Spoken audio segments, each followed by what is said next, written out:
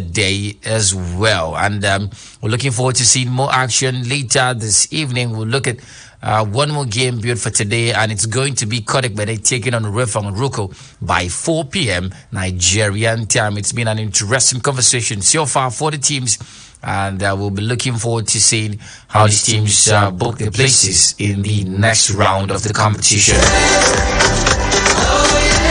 By tomorrow, Saturday, we're going to talk to the organizers, and they'll take us through the competition so far and the recent stories of fan violence and referees being headbutted. There was a story yesterday, so we'll talk about it.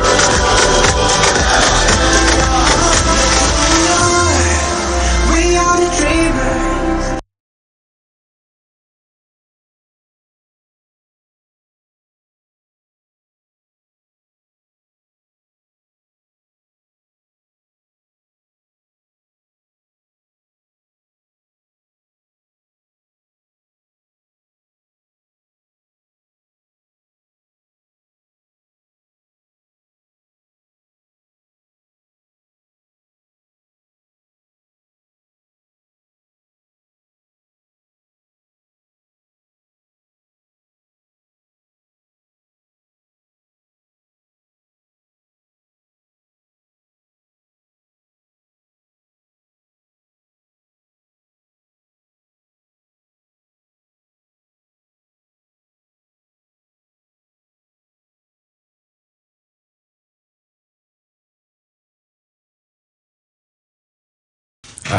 His career, but we hear Eintracht Frankfurt are looking to sign the man, and he's valued around 20 million euros. Well, he's been a bright talent since making his entrance into Europe, especially in Ghent. At Starbuck, he was, a top performer, but everything turned when he came to Ghent, and he's been scoring a lot of goals. As a matter of fact, he was started by Tottenham last season, and all of that. At this point, you look at the young star.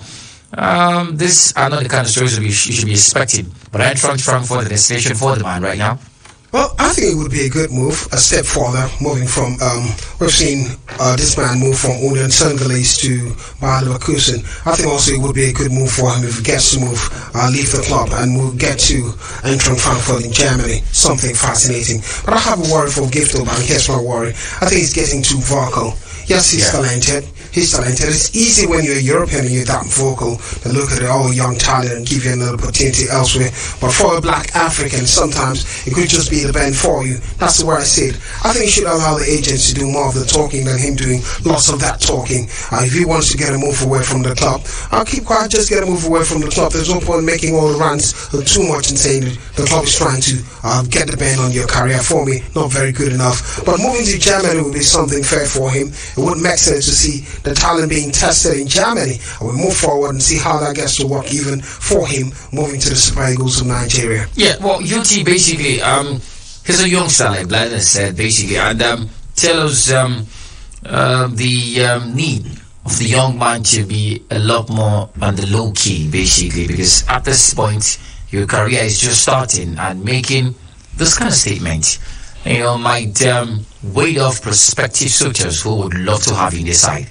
I think it's more of quality than, of course, talking much, which I think is the problem of the man at the moment with Genk. Basically, there's one thing to be quite a bright talent, and basically during the process of trying to establish yourself as a senior team or regular team footballer, and then you're injured at some point with injury worries looking around you, you can't expect to come back a lot more, coming back rather, and of course being thrown straight into the team, because when you departed, you expect other players to come up clutch and of course get that level of momentum, mojo, and be regular starters. And I think that it's quite difficult for him to come back from injury and try to break the first team players that are already there, that were there in his absence, and play regular first team football. So at this point, I think he should actually try to resuscitate the career we know him basically back then as an established player, young talent as, and basically not really talking about in the media space about moving away from the club side. If he really wants to move, just like Bladen said, I think it's down to the agents and not particularly about him ranting and of course making noise. Really,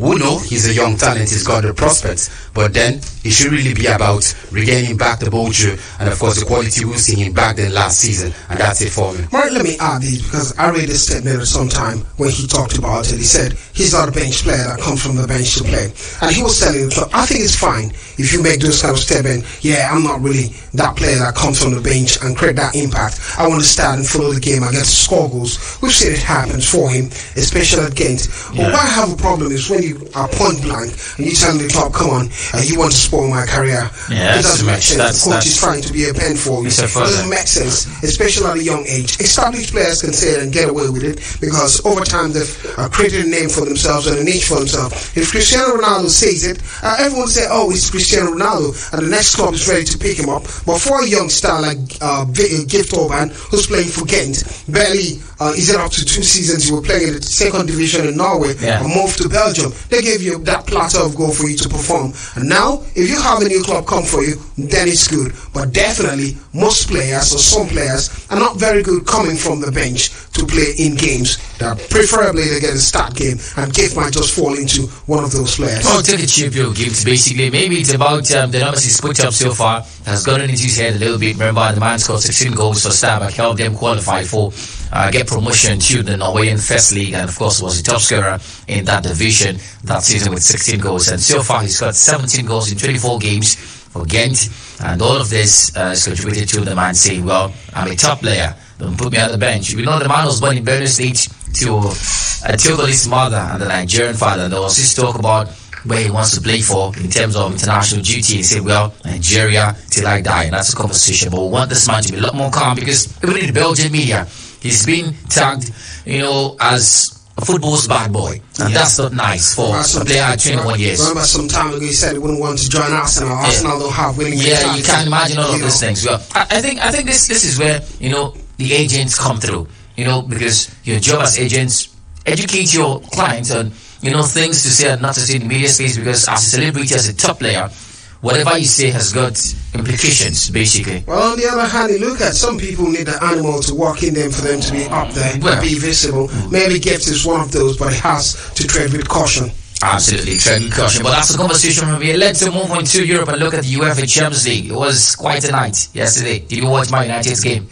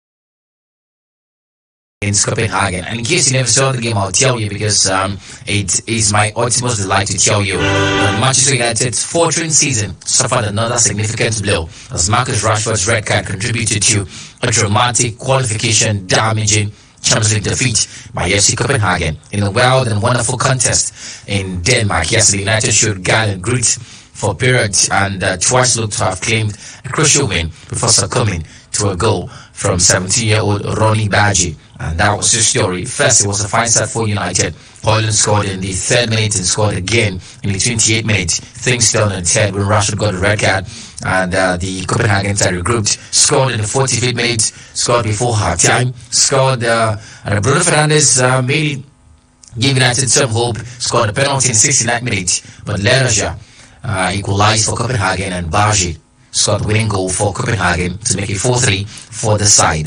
They give them maximum 3 points on the night. So there have been loads of talking points from this story and the drama that ensued yesterday at the Parken Stadium in Denmark yesterday. First of all, UT, Erik ten Hag was talking yesterday and he mentioned the officiating errors and all of that. Well, we know there were loads of officiating drama yesterday. Basically, the Rashford red card, nobody saw that coming, if not for slow motion and VAR. I mean, I probably would have let that pass, let that slide.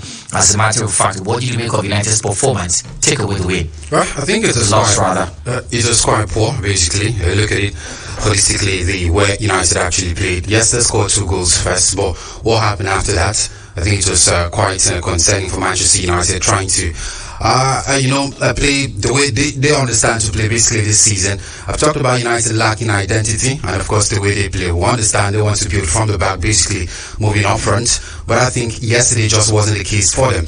And earlier prior to that particular game, I talked about United not being quite convincing, either playing at home and away. And I cite concerns about playing away from Old Trafford Stadium. That's another concern as well, because it looks like they totally lose some level of concentration and even confidence going away from home, and that was just a story for them yesterday. The entire department was not working. Take away the Rasmus Højlund goal and of course Bruno Fernandes penalty, Manchester United haven't really been at the best of times. And then there are concerns basically about which departments are doing a lot better. For me, I think no department, basically from the midfield, the defenders, they are not doing a lot better. We even saw a better Manchester United last season. This season hasn't really been the case for them. And I see it looks like they are the ones that will be, of course, going back from that particular group. Because you look at Copenhagen, they have 4 points, and United are sitting at the bottom. So at this point, I think it's all over for them. Yet again, Blyden, it was a defensive combination of Maguire and Johnny Evans. I'm not going to talk about it. You're going to talk about it. Wan-Bissaka, Dalot starting at full-back positions. McTominay, Eriksen starting in the middle of the park with the absence of Casemiro. Amrabat started from the bench, came in at the 45th minute on the 9th. Basically, Rashford starting, Fernandes, Garnacho, and Rasmus Højlund. And they've considered 31 goals in 19 matches. It's not even January yet. Dismal performance, I would say. But I was listening to UT talk about it and quite expressly about disappointment from Manchester United. It sounded like what they've really talked about in the board meeting these days, but basically what it is. But let's look at it, Mari, from my standpoint. You talk about Danny Evans, that combination in the defense line for me. I always talked about it, not a very good defense. Danny Evans got injured, subbed up, Varane came in at some point. But the biggest problem for Manchester United for me was when they got the red card, Rashford having that red card, and we're down to 10 men. Here's a concern of leadership. You look at the squad, you can't see any leader in that squad. Yeah. The 2 leaders in that squad that I saw last season and when I'm playing that game, Casemiro one of it and Martinez the other, who was quite decent last season for them. He's been injured and out. How about Bruno Fernandes, the captain? Come on, Bruno. We always talk about Bruno. You look through the game, you wouldn't see Bruno for a long period of time, and occasionally just steps up to try and do 1 or 2 things, but presence not really felt most times in game. He's just owning the captain armband and shouting sometimes, but in terms of really leading the side, he's not the man leading the side. No, and that's a concern. No intent to cut you short, Blyden, and still on you basically. It's been a not so fine start to life this season for them, front. Yeah. They haven't scored a lot of goals. They have considered a lot of goals, as a matter of fact. Have a lot of losses. And now you were telling me, 9 losses in 17 matches. The last time that happened, they went down to relegation. Yeah. Talk about Man United too. I mean, according to history, things might happen. Affliction might rise a second time. But in all of this, who's stable? Are we pushing his blame? Yeah, let me start by talking about that. I'm happy you asked a question, because I realize each time there's something wrong with Manchester United, you never get to hear Erik ten Hag say, I take responsibility for it. Every time he comes out and says either he finds a player to blame or now he blames the referee. And that's it. Yes, there were a few cases, especially the first goal for Copenhagen. You look at the first goal, it seemed like a player was in an offside position, but didn't really interfere with the game. So you can't blame the referee in this one. United lost fair and square. Why they couldn't handle the pressure? And the bulk of the blame would always go back to the coach. He was the one who molded the players, the entire setup of that team. What's the place of Erik ten Hag in United's woes this season? Oh, hugely. Fundamentally, do I have another word to add for it? In general, if you look at it, it's all about his team. Who do we call a team after now? Eric Ten Hag. He's the manager of the side. He's the leader of the side. He's the one taking all the tough decisions and the simple decisions, knitting the team together. He's the one bringing the tactics. So at the end of it, when you look at the way they play, it's a reflection of Eric Ten Hag's style of football. When Ole Gunnar Solskjaer was there, we say, oh, we don't love the way he's playing. It's Ole Gunnar Solskjaer. When Jose Mourinho was playing, the coach of the side, everyone says they're not attacking well. It's Jose Mourinho. How then we don't call it for Eric Ten Hag in this one? He takes all the blame for it. Everyone is saying let's give Eric Ten Hag time. I know it's basically what happens in football, not to be in a rush, but Maria can guarantee you a destination. Before the end of the season, it would just get even more difficult for them. Well, from a stakeholder's perspective, basically, it's 1 season and a half already, almost, for this man as a coach. Last season, it was honeymoon. Won the Carabao Cup, United's first trophy in a while, basically, and the fans expected something that would go a step further. Happens to everybody. Yeah, it happens to everybody. Yeah. So this is the reality for United right now, the first real season, and it's been a poor start to life. Does this man need time? Well, I think if you look at it realistically, it looks like Eric Ten Hag needs time, because we've talked about it over time. It looks like the second season syndrome basically for Manchester United coaches since Alexander Ferguson stepped down as the gaffer. It has always been the second season syndrome. We went. The same case was actually attributed to Jose Mourinho, who also had Ole Gunnar Solskjaer. I want to understand, what is the second season syndrome? It's about failure, basically. We've actually seen he did well in the first season. Ole Gunnar Solskjaer did well in the first season, recall, taking over the Rams as the manager. Firstly, it was on an interim basis where he knocked out Paris Saint-Germain from the UEFA Champions League last 16 tie. And we're saying, oh, Ole at will is back to the side. He looks like he's the favored one to resuscitate Manchester United. Had a couple of run of games wins, particularly the very first season ended quite well. I think he finished third in that first season. The second season was nothing to write home about. They brought in another gaffer, and that was the same story for him. Is there a thing? Is there a thing like the second season syndrome? Well, I don't know. I think it boils down to the manager how you want it to be. For I feel like it's something in the figment of the imagination of United fans. Yeah, I think so too. And one of those problems is instead of even the fans paying attention to the game being played, over time they've been blaming the Glazers. And I began to ask yesterday's game, how did the Glazers play a factor in it? Yeah. And they've spent money in this club. That's it. I've asked every United fan that's talking about the Glazers, and I asked a question: how did they affect the team? They spend money. We look at the stats over the time, last 10 years. Which club has spent more money in England? Definitely Manchester United are up there, followed by Manchester City, and now recently you can talk about Chelsea. So how dare you say it's the Glazers? What do you want them to do? And basically the men are doing their business. But from football terms, I must say this: Eric Ten Hag does not have the time. I've seen the way he's handling it. After one game, he gets to win a game, and everyone says, oh, maybe they'll get to improve, and then it gets worse. And injuries have not been fair to him. Yeah, we have I must add that too. It. Injury has not been fair to him. But holistically on the overall, I think he's not done a fine job at Manchester United. You're close to the Glazer family. You sack him? I think if it were to me, it's always going to be difficult at this point of the season bring a new coach. But I think towards the end of the season and probably January transfer. So you wait to the end of the season? Yeah, probably. Things get worse. United get into 17th position to not qualify for the Champions League round of 16. Well, how can I help it? The fans also are saying we should wait for him. Let's wait and see. But I can guarantee it's getting worse. All right. Well, the other games you saw yesterday, Arsenal defeated Sevilla. 2 goals to nil. Bukayo Saka, Leandro Trossard. Do you know that all of Trossard's goals have been assisted by Saka? Of course, Sevilla are looking to go home.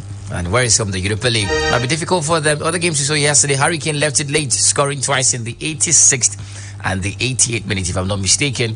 80th and 86th minute as Bayern Munich defeated Galatasaray by 2 goals to 1. Real Madrid getting the better of Sporting Braga, 3 goals to 0.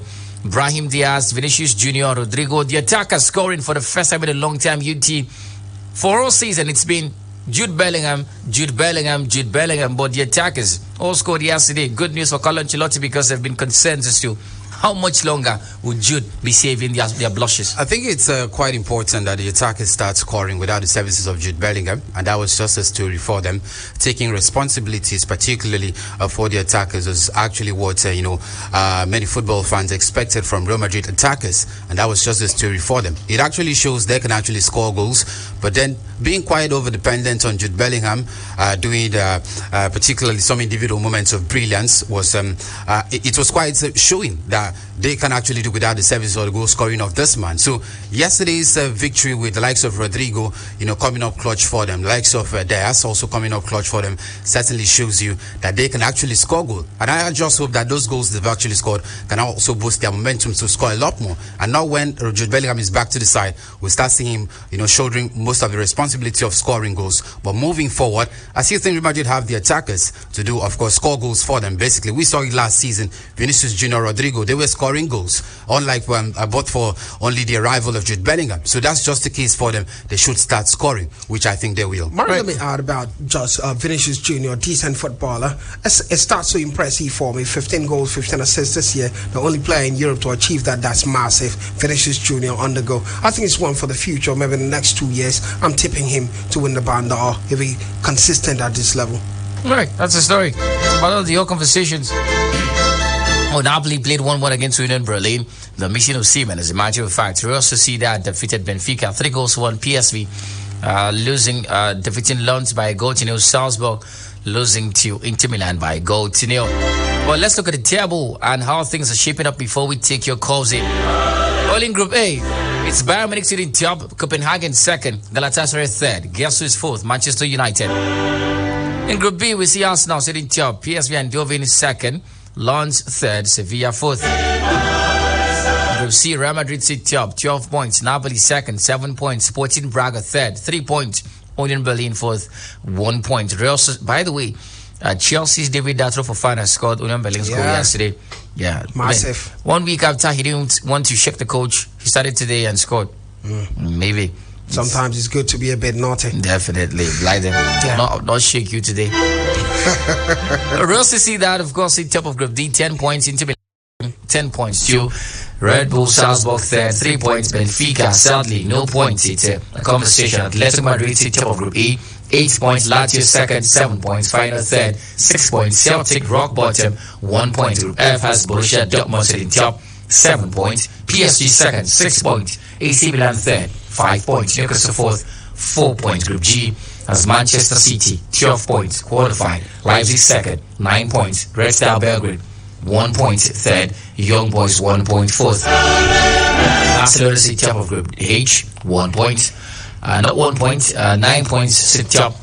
Porto second, 9 points. Shakhtar the next third, 6 points. Antwerp, no points. Alright, let's take your calls in. We're particularly talking Manchester United and what is the problem of the side. You guys have seen that I didn't talk about Onana, right? It's a deliberate thing. It's a deliberate thing because I don't want to sound like a broken record, but I'll continue saying it. Some of those saves are saves that De Gea would use to get the confidence of the side. The goals, I trust me, Marin. Put it how you want to put it. You don't blame Onana for yesterday's I don't blame him for yesterday's loss. Either. Terrible performance. I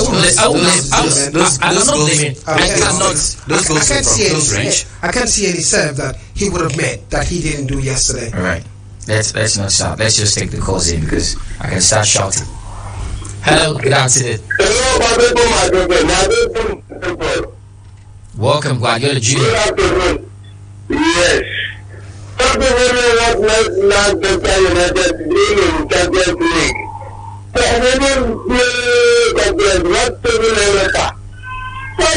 United is not going to play in Europa. It's not about Champions League.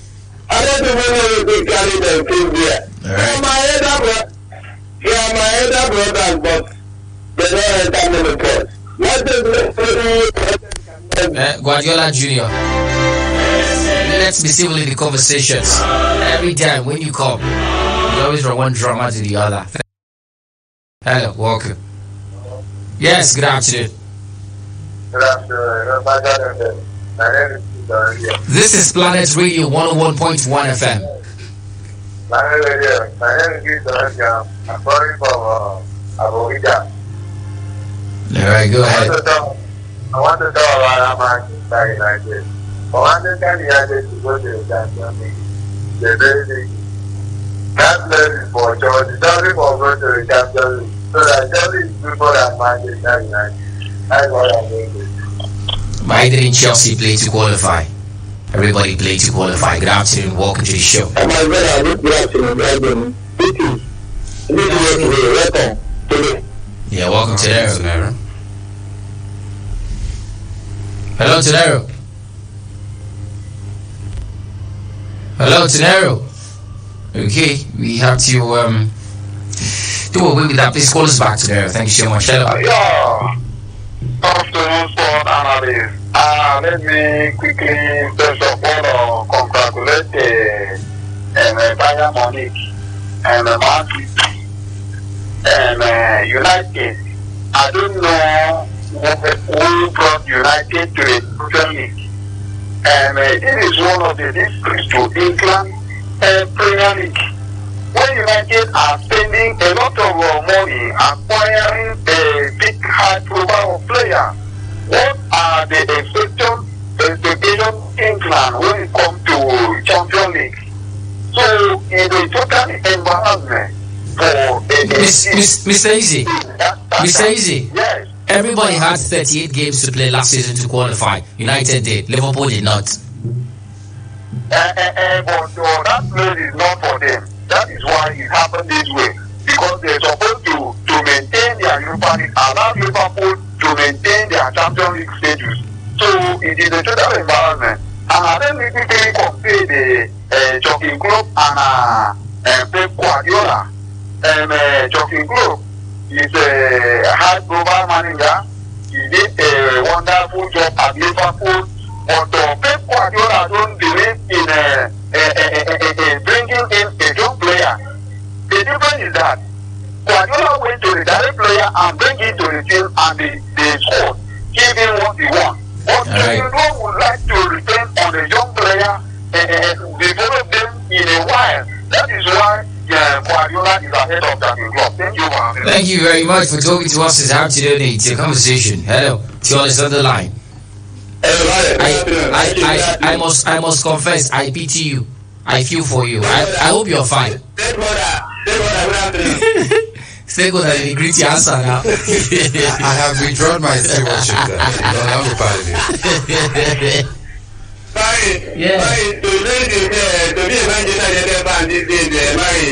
Just like being a personal relationship, like marry very toxic like this now. So marry, there's a question I want to ask Chelsea back and Liverpool back. They are asking, what will Manchester United to Champions League? Like, what kind of question is that? What did you do actually? We feel us. We played our game last season. They were for Champions League. Chelsea were losing game to with Graham Potter. Yeah. All right, Jonas, thank you so much. Well, UT, check out the games in the Europa League for us, and from there we're going to look at all the conversations. But let's take two calls: 090-2223-1011, 0817-624-856. Blind, please. The live feed, Facebook. Hello, good afternoon. Good afternoon, my sister. I'm calling from North. All right, welcome. If you're Yes, but I want to quickly tell you that Manchester United qualified for Champions League because of the favor they obtained from VAR, and also the likes of Liverpool and Chelsea were experiencing a very partisan landing.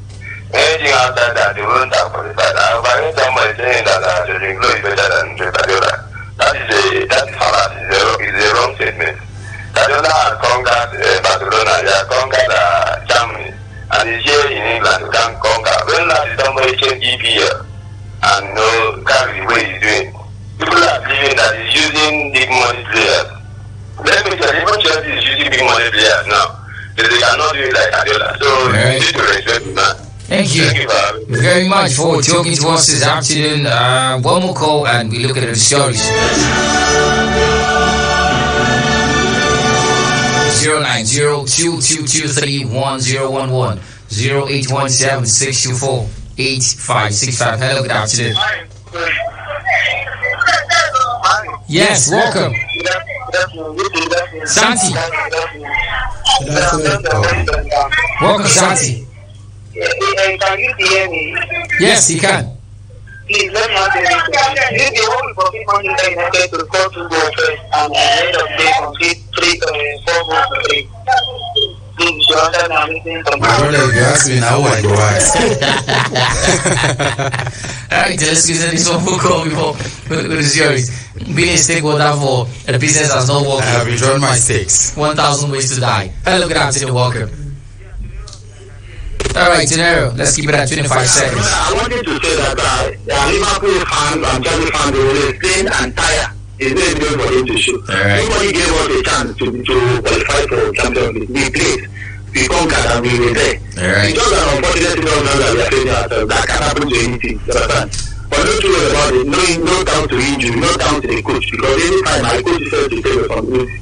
And that's what we are facing. I want to believe that no matter any circumstance, we will come out of this quagmire. I'm not too worried about it. Thank you very much. Well, Duke Jeremiah, if you're listening to me, please call me. I missed the call. Alright, let's look at the Against Villarreal.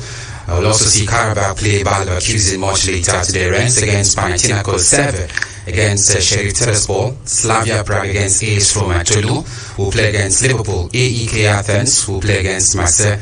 Atalanta against Tongras.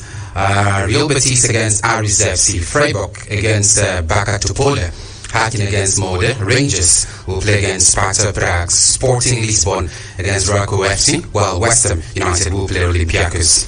Good afternoon, football fan. Welcome to the show. Yeah, it's Marizona Blyden here. You as well. Go ahead.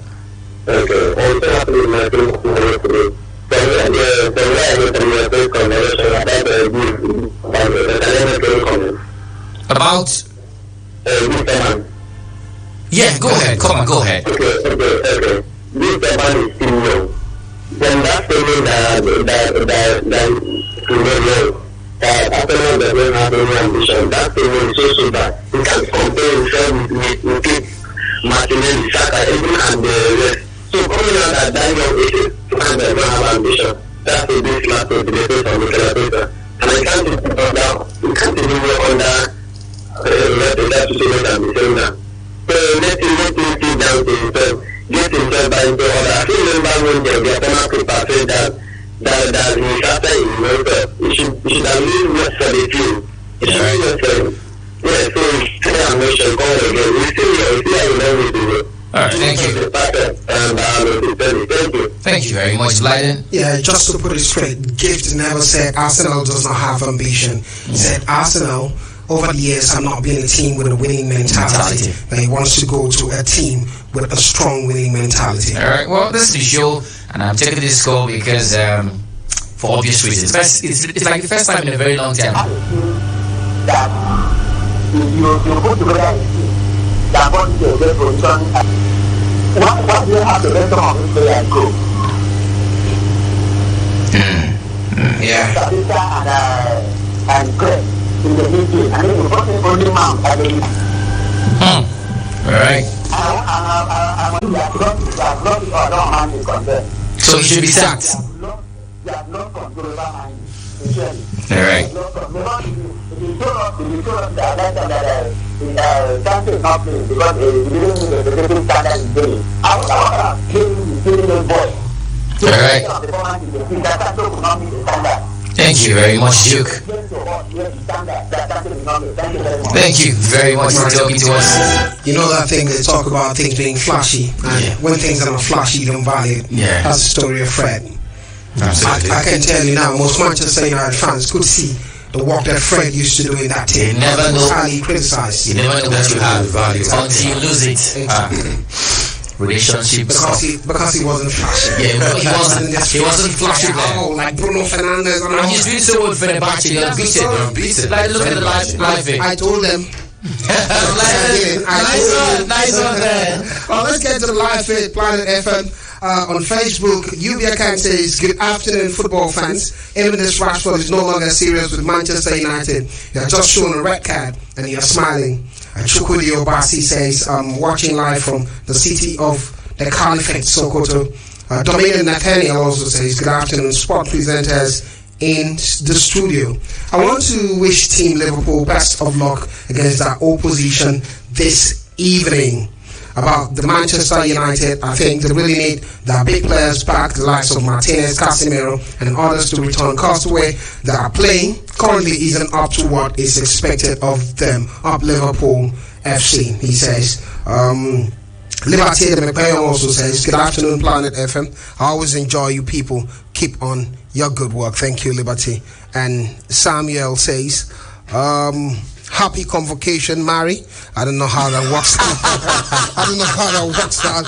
Mary's talking sports is not part of convocation. Everybody, I wish Manchester United what they wish themselves. And Famous Junior, good afternoon. Football fans planet. Please, I want to make a request concerning the program. Please, I don't like to hear one person anchoring the show. It should be a shared responsibility, please. I also want to hear Marizona from the analysis bench. Good luck to Liverpool. And he's been watching TV on Facebook, that's why. Yeah, well, for the record, Samuel. Sometimes it happens. Once in a while I get to sit there to sit there sometimes. Definitely. Yeah, so, well, today is not my convocation, right? It was supposed to be, but for some certain situations, circumstances have been shifted to the next batch. So thank you so much. You're the same. I know that you're somebody that knows me personally, right? So it's for the next batch. The next convocation, trust me, Marizona will be there.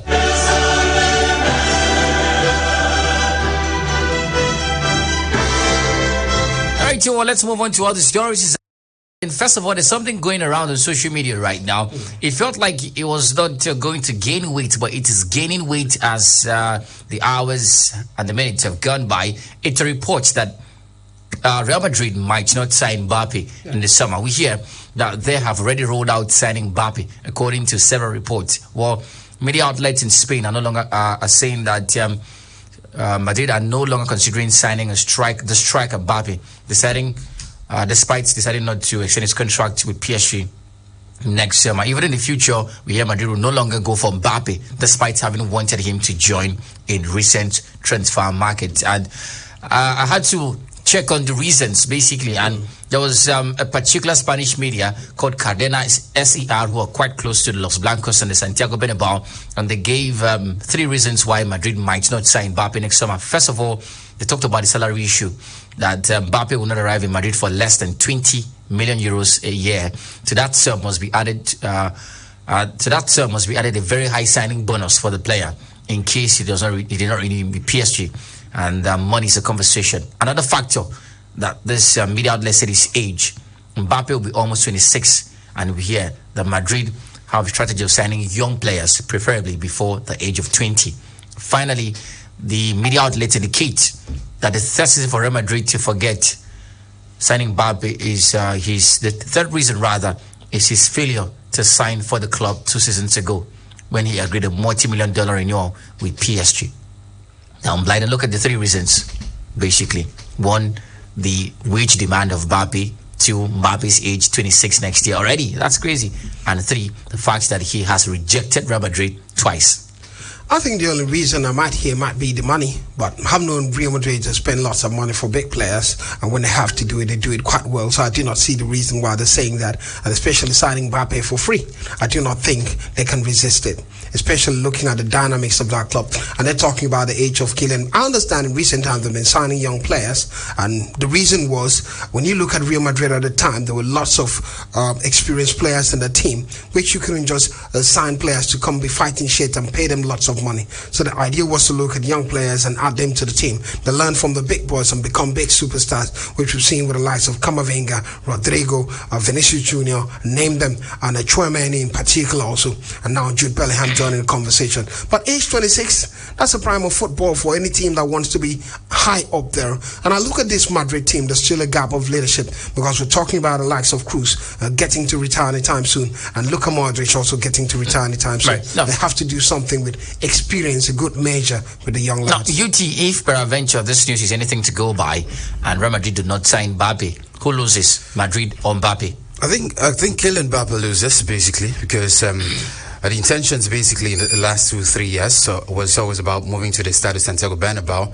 I could understand perhaps it was due to money reasons why he signed that contract. You understand he would have actually moved to the Estadio Santiago Bernabeu long before now, but had to put Spain to paper to extend his contract, I think, for a further 2 years and stayed at PSG to see off the contract. And at that point, you've also made mention of one of the reasons joining Madrid at 26. 26 isn't a bad age for a footballer, basically.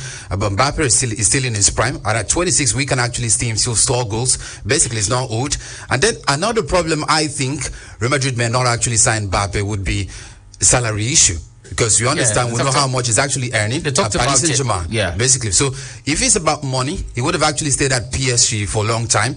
He's actually offered more than what he's even earning at PSG. So that's the only concern I actually see. Mbappe loses. It should be Mbappe losing, because at this point it looks like the hierarchy of Paris Saint-Germain are no longer interested in renewing the contract. Blyden. But he still has escape routes, which is Saudi Arabia if he wants to go. Now, Blyden, Real Madrid have had issues with the attacker scoring goals. So far, so good. Kylian Mbappe, despite PSG suffering, so far, so good, has got fine numbers in terms of goals. I mean, we're talking about a player who's recorded over 100 goals, for PSG already. He joined just how many years ago? In 2018, he scored 145 goals for the side. So you want to talk about goals? It guarantees that for you. So why would Madrid not look at that side of the conversation? Well, I think I can understand there's always a conversation about early bloomers and late bloomers in football. Players get to start. 26 is like, that's the peak. That's where you are actually hitting top numbers. Well, here's the conversation. Some players get to start to be relevant in the world of football at that age, while some others who really started quite early and they were scoring lots of goals, becoming so talented, they get to reduce their influence moving forward. 27 was supposed to be that pick, but I do not see the case being for Kylian Mbappe. Fantastic talent for me, good with footwork, everything. A typical of a player you might say is destined for Real Madrid. But Mari, come on. I think on the other hand, the main question he asked was who loses in this one. Yeah. I think it would be a both loss for both sides. Kylian Mbappe, because when you look at Real Madrid, a perfect club in quote, but Kylian can go for that thing he's looking for. Absolutely. For being a Ballon d'Or winner, a best footballer in the world. Real Madrid is the place, but he could still drift to another place. I hear Liverpool also interested in him. Can they also build a squad that could give Kylian Mbappe what he wants moving forward? But I still do not believe Real Madrid at this point. A player you've chased almost all season, almost every all year. Your life. You're chasing Kylian Mbappe, and now this player is saying, I want to go to Real Madrid, I'm not extending my contract, and you're saying, no, I don't want it. It sounds like gimmick for me. It reminds me of that thing UT does. Chases a lady, when the lady finally agrees, he picks. Doesn't pick a call. I never know where you got that doesn't from. pick a calls anymore. I never know where you got that from. Interesting. Well, you two are friends. No, I don't know him. Interesting. I don't know him. Show me your friend, I'll tell you. I do not know this guy, and I don't know this guy. Let's just do a segue and talk about Klopp Pep Guardiola quickly, guys. There's not much time. Now, the Premier League in the last 6-7 years have been dominated by two managers who have pushed quality down the league, and they've, I think, attracted a lot of more top coaches to the league. As a matter of fact, Pep Guardiola, who's changed the Premier League almost twice right now, if I'm not mistaken, and of course Klopp. Pep Guardiola? Yeah, Pep. It's twice already, back to back. 3 times, that's twice. He's done it. Looking for the third consecutive. Oh, this is done it 3 consecutive times. Looking for the fourth one. The fourth one. No manager has done it in the Premier League, winning 4 straight Premier League titles. We're talking about 6 titles in the last how many years, basically. And Jurgen Klopp, on the other hand, has chased them. We've seen the battle. 1 point goal difference separating the title holders almost every single season, except for last season, maybe when Arsenal came through and sadly could not do it. Definitely, they talk about impact in the league, and there's a side of the crowd that thinks that Pep has had more impact in the league than Klopp. There's a different side of the conversation that says, well, Klopp has had a much more lasting impact in the Premier League. I don't know where you guys stand in this conversation quickly as we bounce. Well, I think, just as I said yesterday, both coaches are fascinating coaches, but I always have a problem with Pep Guardiola. Here's my problem. Every manager I've coached, Manchester City have won the title since the Arab money came in. That's it for me. We're talking about, what's the name of that manager? Manuel Pellegrini, Roberto Mancini. Yeah, Mancini also won the title, so what are we talking about? And Pep just added a little finish onto it and makes it look even beautiful. But that finish is so attractive. But dominant. Yeah, he's dominant, quite consistent. That's the conversation, and consistent in spending money also, Absolutely. changing the kind of players he wants. And I think I buy with some of the analysis of Mr. Easy in this one. Here is it. I remember when the man, our club, came to Liverpool, a struggling side at that time. Absolutely. I didn't spend lots of money, so much iconic money you might think of. I think the biggest buy at the time was the big defender now, the Netherlands defender, Van Dijk, 75 million pounds. And when you saw that, when he made that signing, we all laughed and said, come on, who's Van Dijk from Southampton? A defender for that amount of money. We've seen the quality. But consistently, he's been consistent in terms of his impact in Liverpool, making Liverpool a big club. That's where I stand from. So I'm from that divide because I'm not seeing Pep Guardiola do so much without spending and having the best player. I think it's been a valid Liverpool weren't a big club before club came. They were big. They were actually dwelling on past glories, basically. As when club came in, took over the reins as the manager, Liverpool were nothing to write home about. We're talking about both of the players joining Chelsea back then. All of this, guys, is impacting the clubs. Absolutely. How about impacting the league? It's the same thing, Mari. We've seen some superstars. I go back to when Klopp started with the Premier League. Who was the striker for them? And now that English player, black English player, what's his name now? Sturridge. Sturridge was the main striker at the time. And you saw the changes. I remember the likes of Lucas of Brazil playing in the midfield for him, and Steve Gerrard retired from the club. And I started to do small buying here and there, and more Salah coming in. But Sadio Mane from Norway, basically. Sadio Mane from here coming in from Southampton. And I started to build a club. Let me shock you, Mari, how it was. When Liverpool got to the finals, they lost in the finals of the Europa League. They celebrated. Absolutely. That was how bad it was, because Klopp took them to the finals of the Europa League. And this is the same Liverpool in the Europa League. We're saying, why Liverpool in the Europa League? And we expect them to win it with ease. All right, that's the conversation. Well, it's an evolving gist, and of course we talk about it extensively as the days go by. Who has had more impact in the Premier League, Pep Guardiola or Jurgen Klopp? But let's get your thoughts in as we bounce. 09022231011 and 0817-624-8565. Good afternoon. Welcome to the show. Hello, Mary. Yes. This is Gideon from Rio. Welcome. Go ahead. Brian, I don't like when somebody's not telling the truth. See, if somebody's good, is good. Guardiola is good. Don't say that. Even Jurgen Klopp, given that Man City with the same money, the same thing, you will not reach where Guardiola is reaching. So when somebody's good, he's good, my dear. There's nothing in the world that Man City cannot beat. It's not like that with Liverpool. Liverpool cannot beat Real Madrid. Guardiola has pattern, has technique. He's a magician. He has everything. So when somebody's good, it is good. Thank you for having me. Thank you very much for talking to us this afternoon. Your thoughts are really appreciated. 09022231011 and 0817-624-8565. Good afternoon, Ezeala. Welcome, Victor. Yeah, good afternoon, you see another guy that is me. Well, let me talk about the UEFA Champions League. And let me say that some of the teams actually deal somehow in this European competition. So, you must try your best to do well. So, for the UEFA Europa League and the Conference League, I believe the England representatives should do well. That's my thing. Thank you, Bob. Thank you very much, Victor, for talking to us. Well, England has released his squad for the next international break, and of course, Callum Wilson returns to the team, and you bet it, Harry Maguire is there. Good afternoon. Welcome to the show. Good afternoon, Mary. Nice to meet you. Yeah, welcome. Man United, 4 results from them, play 4 matches, lost 3, won 1, done and dusted. They can't qualify to the knockout stage together with Newcastle. And the player no need to cry for because of safety. You know, in the issue of Champions League, that time Man United are the most pampered, ordered, padded by the rest. I can't forget in a hurry how Baka they eliminated Arsenal twice. Thank you for having me, Top Gunner. Thank you very much for talking to us this afternoon, Top Gunner. We'll take the score and we bounce. Hello, welcome. Good afternoon, Arizona. If you're coming to calling again. Welcome, if you're. Arizona, Jurgen Klopp is a good manager. Guardiola is beyond him. If somebody can only talk about how he has affected the club and league, let nobody say that he has not been spending money. Is it not the same Jurgen Klopp that bought defender for 75 million pounds then?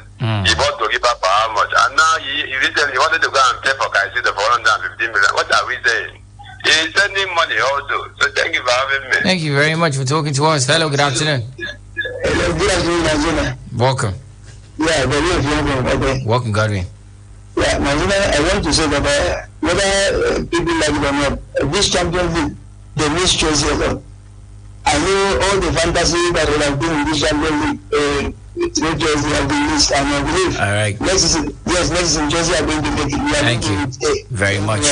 Play and qualify. That's the way to qualify. It's not just about missing the competition. Well, Premier League clubs had to vote on a ban stopping teams from loaning players from clubs under the same ownership.